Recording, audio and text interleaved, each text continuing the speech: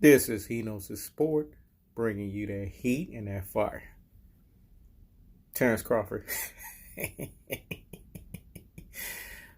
So you say Canelo's too big, but what about Earl the True Spence? He's just as fucking big as Canelo. You dope. You classic dope.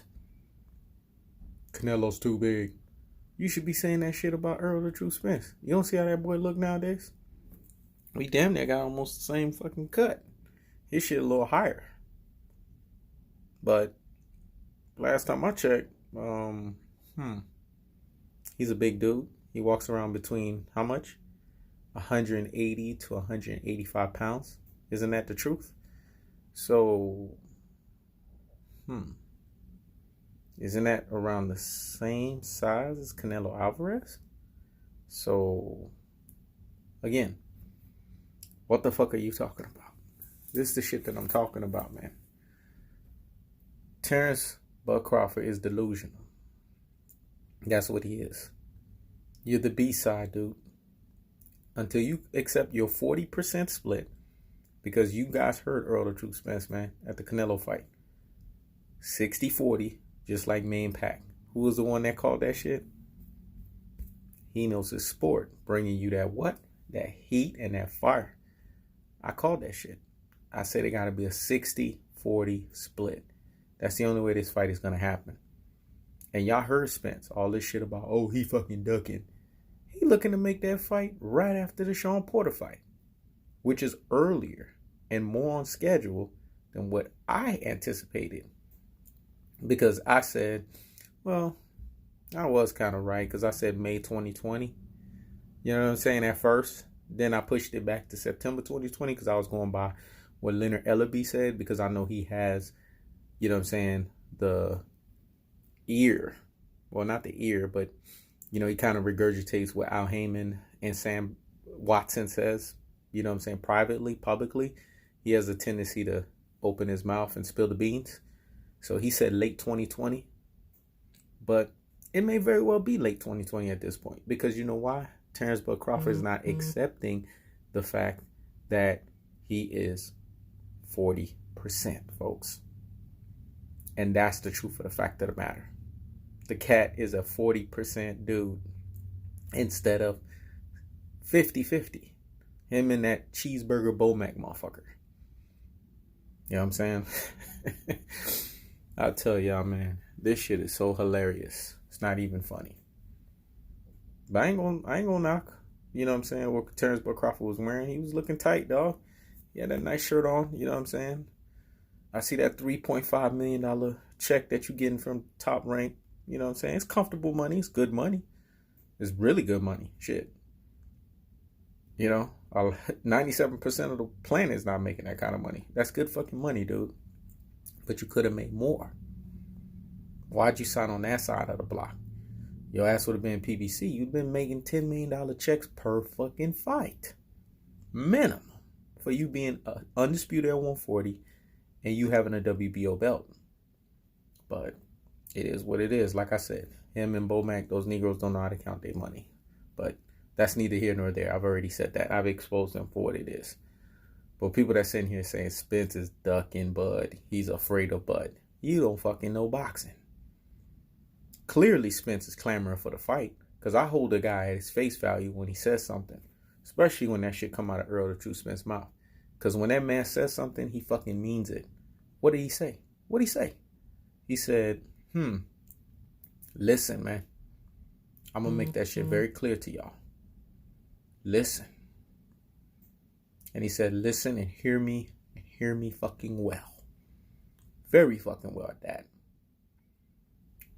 He was like, I'm telling my camp, push for the Terrence Bud Crawford fight. That's what he said. That came out of his own fucking mouth. I'm pushing for that fight. So these ultra fanboys and these fucking idiots out here that want to sit here and say, oh, he's scared of Terrence Bud Crawford. How is he scared of Terrence Bud Crawford? When he's telling Derek James, he's telling Al Heyman and all these people, hey, after the Sean Porter fight, let's get this fight going. Because he understands what it means for his legacy. He knows that Terrence Bud Crawford is tied to his legacy. He knows that he has to clean out the 147-pound division before he moves up to 154. That's what he knows he needs to do. And he knows he's not going to move to 154 until 147 is taken care of. The last person in that vicinity that needs to be taken care of is Terrence Crawford.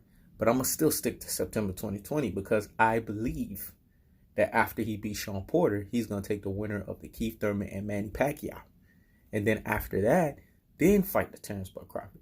The buildup would be sick by September 2020. Makes sense.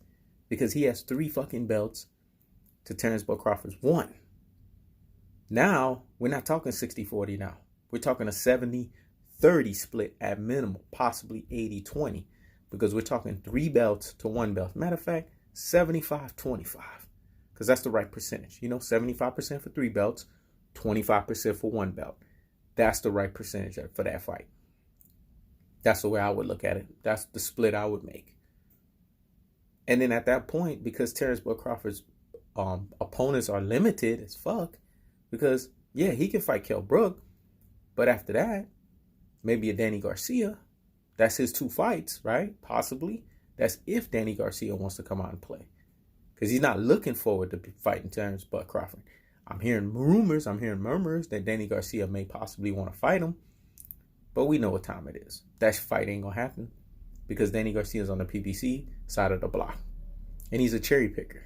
He doesn't want those kind of bud problems. So Kell Brook is realistically his opponent. And then he may have to fight a 140 guy. A Regis Prograis. Or a Josh Taylor. Because his opponents are limited because he chose to be on the wrong side of the block. That's the truth of the fact of the matter, folks. Spence is the A side. He's the charismatic fighter. He's the likable fighter. You know what I'm saying? He's the fighter that has the charm. So it makes sense that he's the A side. Whereas Terrence Crawford, on the other hand, he's going on this bullshit narrative. Now I see the street he's going on. He's making the fight unmakeable by saying, it has to be 50-50. Oh, you know what I'm saying? I don't answer to nobody. No Bob Arum, no Al Heyman. Bullshit. Bob Arum is your fucking daddy. I'm going to say it again. Bob Arum is your fucking daddy. All these fighters answer to somebody. I ain't that damn stupid. Errol Spence answers to Al Heyman. Even though he says Al Heyman is the advisor, we know Al Heyman makes the last decision. Hello, Terrence Crawford. Your ass answers to Bob Arum. Because who are the 2 people that need to make the fight? Al Heyman and Bob Arum. So we can't be stupid, people. Even I ain't that damn dumb. Which you guys already know I'm so far removed from that. But that's the point. The point is, Terrence Crawford needs to accept his B side position. As soon as he accepts that, this fight becomes very easy to be made. Just like Mikey Garcia did the same shit, Terrence Crawford needs to do the same shit. It's just that simple. And watch how Errol the True Spence make this fight happen. Because if you came to the table saying 40%, shit, this shit would happen a lot sooner. But nah, I should get 50-50. What the fuck have you done to get 50-50? You got one guy that's been living, molded, born in the 147-pound division. They're making noise at that weight class. You got another guy that just entered that weight class. Are you fucking kidding me? The fuck out of here with that bullshit. But people can't see that for what it is. They're dodo fucking heads. They're so caught up in their fanboyism that they're not using what I call the true boxing eye test to see shit for what it is. But that fight's going to happen. Whether it's May 2020 or whether it's September 2020, it's going to fucking happen.